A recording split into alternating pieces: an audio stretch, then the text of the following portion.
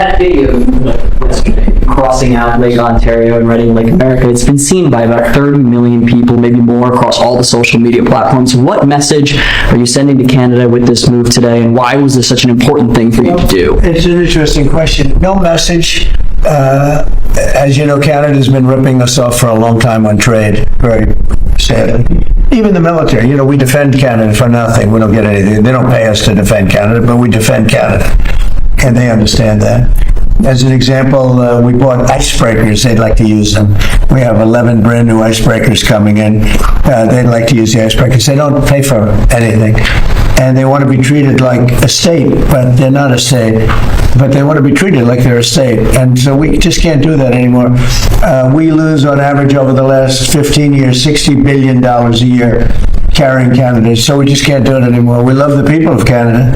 I don't think their representatives do an appropriate job. Maybe they'll change. I really don't know. I mean, it doesn't make much difference. But we can't let the whole Canadian thing that's been going on for decades, and it has to come to a stop. So we're going to be doing tariffs on their cars that are coming in at a substantial level, because we want to make the cars here. We don't want, if they can make their own cars if they want, and they can continue to make their cars for Canada.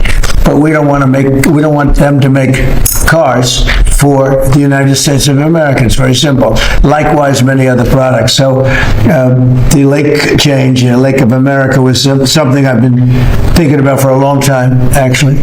As you know, we took something called the Gulf of Mexico, and we changed it, and now it's very routinely the Gulf of America.